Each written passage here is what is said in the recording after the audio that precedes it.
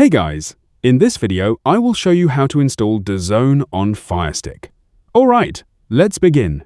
First, go to the FireStick home screen and navigate to the Find option, then select Search. Type DAZN using the on-screen keyboard. Once the results appear, select the DAZN app from the list. Next, click on the Download or Get button to begin installing the app on your device. After installation is complete, wait for the app to launch and then sign in with your account, or create a new one if needed. This is the easiest method since DAZN is officially available on Fire TV devices. However, DAZN is geo-restricted and only works in certain regions like the US, Canada, or parts of Europe. If it is not available in your location, install a VPN on your FireStick. Connect to a supported country such as the UK or Canada, then search and install DAZN again.